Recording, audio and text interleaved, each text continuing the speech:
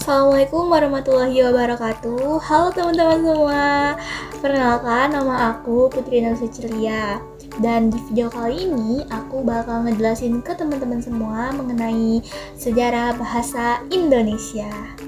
Nah, di video ini ada beberapa poin yang bakal aku sampaikan ke teman-teman. Yang pertama itu mengenai urgensinya, kenapa sih kita ini harus tahu sejarah bahasa Indonesia.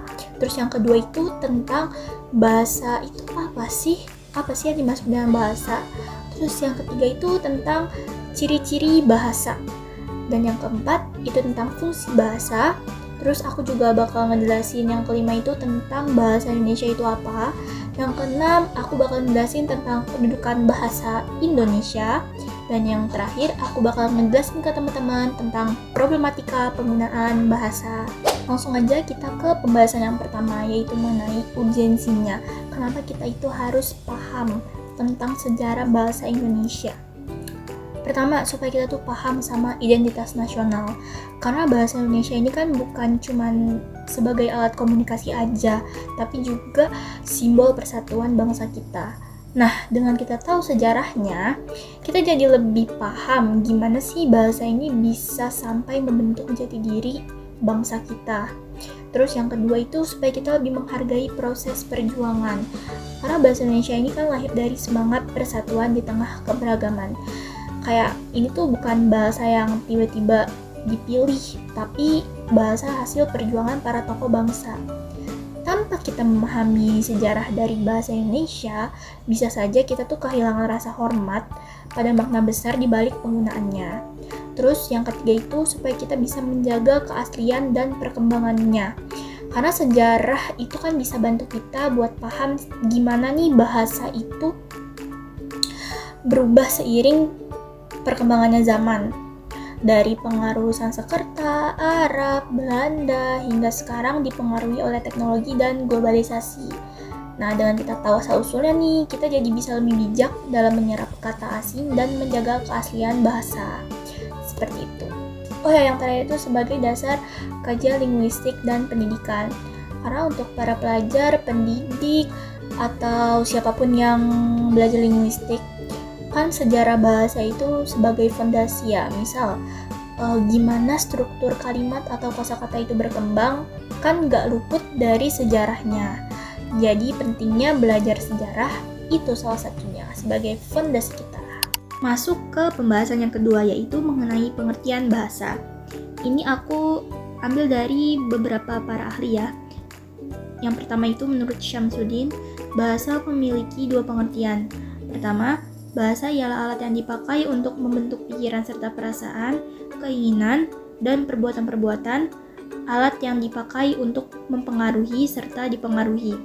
Kedua, bahasa ialah tanda yang jelas dari kepribadian yang baik ataupun yang buruk, tanda yang jelas dari keluarga serta bangsa, dan tanda yang jelas dari budi kemanusiaan. Kemudian yang kedua itu menurut Keraf. Keraf menyatakan bahasa sebagai alat komunikasi antara anggota masyarakat berupa simbol bunyi yang dihasilkan oleh alat ucap manusia. Nah, dari pendapat dua pakar tadi, kita bisa simpulin kalau bahasa itu adalah alat untuk berkomunikasi baik secara lisan maupun tulisan yang digunakan manusia untuk menyatakan atau mengungkapkan pikiran, keinginan, dan perasaannya. Nah, tadi kan kita udah tahu tuh pengertian bahasa itu apa. Sekarang kita lanjut ke pembahasan selanjutnya, yaitu mengenai ciri-ciri bahasa. Ciri-ciri bahasa itu ada 4. Yang pertama, dinamis. Maksudnya dinamis itu apa sih? Berubah-ubah sesuai dengan perubahan zaman. Terus yang kedua itu unik dan khas. Karena kan tiap bahasa itu punya ciri khas dan aturannya masing-masing, makanya itu yang buat mereka unik dan khas. Terus yang ketiga, konvensional. Bahasa itu udah disepakatin secara sosial sebagai sarana untuk menyampaikan berbagai pesan melalui simbol. Terus yang keempat itu arbiter. Bermakna sewenang-wenang atau sesuka-suka sehingga tidak dapat dijelaskan berdasarkan pertimbangan logika ataupun nalar. Tadi kita udah tahu urgensi kita mempelajari sejarah bahasa Indonesia itu apa.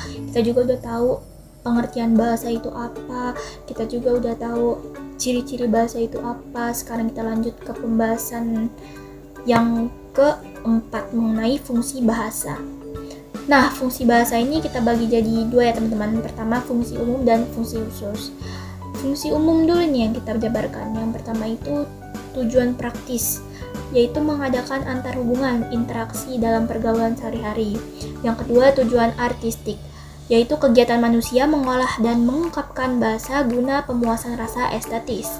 Yang ketiga itu sebagai kunci untuk mempelajari pengetahuan-pengetahuan lain. Dan yang terakhir itu tujuan filosofis. Nah, untuk fungsi khusus dari bahasa sendiri itu ada yang pertama sebagai bahasa resmi, yaitu sebagai alat untuk menjalankan administrasi negara. Contohnya itu kayak dalam undang-undang negara dan surat menyurat resmi. Terus yang kedua itu sebagai bahasa persatuan, yaitu alat untuk mempersatu berbagai suku bangsa. Apalagi kan di Indonesia ini dari Sabang sampai dengan Merauke itu punya banyak suku yang otomatis punya banyak bahasa yang berbeda. Dan kita ini disatukan dengan bahasa yang satu, yaitu bahasa Indonesia. Terus yang ketiga itu sebagai bahasa kebudayaan. Karena segala ilmu pengetahuan dan kebudayaan itu harus diajarkan dan diperdalam dengan menggunakan bahasa Indonesia sebagai alat pengantarnya. Nah, tadi kita udah tahu tuh dari urgensinya kenapa kita itu harus belajar sejarah bahasa Indonesia. Kita juga udah tahu pengertian bahasa itu apa. Kita tahu juga ciri-ciri bahasa itu apa aja. Tadi juga kita baru membahas tentang fungsi bahasa itu apa. Sekarang kita akan membahas tentang bahasa Indonesia. Bahasa Indonesia itu apa sih? Bahasa Indonesia itu adalah bahasa resmi dan bahasa Persatuan Republik Indonesia. Penggunaan bahasa Indonesia diresmikan setelah proklamasi kemerdekaan bersamaan dengan mulai berlakunya konstitusi. Dari segi linguistik, bahasa Indonesia itu adalah varian dari bahasa Melayu. Nah, bahasa Melayu merupakan sebuah bahasa Austronesia dari cabang Sunda Sulawesi yang digunakan sebagai lingua franca atau bahasa perhubungan di Nusantara sejak abad awal penanggalan modern. Nah, setelah mendengar penjelasan aku tadi, pasti di antara kalian ada yang bertanya-tanya dalam hati, "Kak, kok bisa bahasa Melayu diangkat jadi bahasa Indonesia?" Nah, di sini aku bakal jelasin ke kalian faktor bahasa Melayu bisa diangkat jadi bahasa Indonesia. Faktor pertama, itu karena bahasa Melayu sudah merupakan lingua franca di Indonesia, baik sebagai bahasa perhubungan maupun bahasa perdagangan. Faktor kedua, sistem bahasa Melayu sederhana, mudah dipelajari karena dalam bahasa Melayu ini tidak dikenal tingkatan bahasa. Tingkatan bahasa itu maksudnya kayak bahasa kasar dan halus. Kayak contoh, di bahasa Jawa kan ada bahasa Jawa halus, ada bahasa Jawa yang kasar. Bahasa Sunda juga ada tuh bahasa Sunda kasar dan halus. Tapi bahasa Melayu ini nggak ada tingkatan bahasa kayak gitu. Jadi dia sederhana. Terus faktor yang ketiga itu suku Jawa, suku Sunda, dan suku yang lainnya dengan sukarela menerima bahasa Melayu menjadi bahasa Indonesia sebagai bahasa nasional. Dan faktor yang terakhir yaitu faktor keempat, bahasa Melayu mempunyai kesanggupan untuk dipakai sebagai bahasa kebudayaan dalam arti yang luas. Oke, sekarang kita masuk ke pembahasan selanjutnya yaitu tentang kedudukan bahasa Indonesia. Nah, menurut Arvin, kedudukan bahasa Indonesia itu ada dibagi jadi dua. Yang pertama, kedudukan bahasa Indonesia sebagai bahasa nasional, dan yang kedua, kedudukan bahasa Indonesia sebagai bahasa negara. Kita bahas yang kedudukan bahasa Indonesia sebagai bahasa nasional terlebih dahulu. Yang pertama itu sebagai lambang kebanggaan kebangsaan. Yang kedua, sebagai lambang identitas nasional.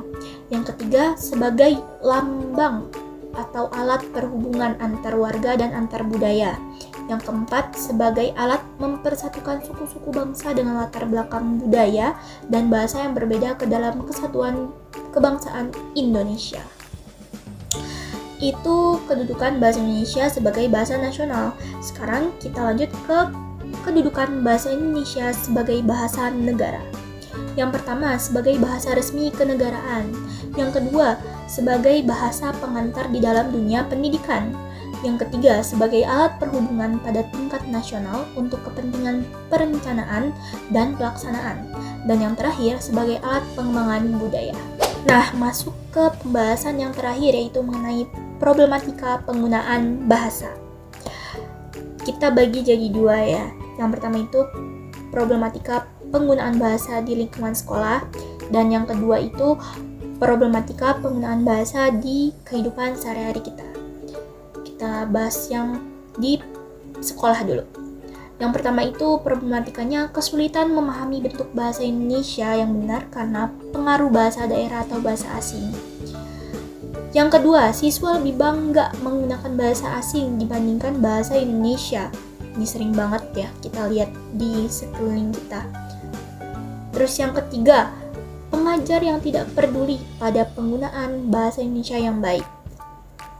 Itu dari problematika yang ada di sekolah. Kita lanjut ke problematika dalam kehidupan sehari-hari. Yang pertama, tidak memahami kaidah bahasa Indonesia yang benar, sehingga sering terjadi kesalahan dalam ejaan, diksi, struktur kalimat, dan paragraf. Kemudian yang kedua, pengaruh media sosial. Nah ini, seperti singkatan, bahasa gaul, dan penggunaan simbol dalam komunikasi. Dan yang ketiga, banyak yang tidak menerapkan aturan penggunaan huruf kapital, tanda baca, dan penulisan kata baku. Seperti contohnya tuh kayak Republik Indonesia, ditulisnya tuh R-nya kecil, I-nya kecil. Padahal yang baik itu kan R-nya besar dan I-nya besar. Seperti itu. Alhamdulillah hari ini kita udah menambah pengetahuan dari mulai tentang urgensi kenapa kita harus belajar sejarah bahasa Indonesia, terus pengertian bahasa itu apa, terus ciri-cirinya itu apa aja, fungsinya apa aja, bahasa Indonesia itu apa. Terus juga tadi kita bahas problematika penggunaan bahasa baik di lingkungan sekolah maupun di lingkungan kehidupan kita sehari-hari. Semoga apa yang sudah aku sampaikan sama teman-teman ini bisa bermanfaat ke depannya dan mudah dipahami. Kurang lebihnya mohon maaf. Apabila ada kekurangan itu datangnya dari saya, dan apabila ada kelebihan itu datangnya dari Allah Subhanahu wa taala. Terima kasih semuanya. Wassalamualaikum warahmatullahi wabarakatuh.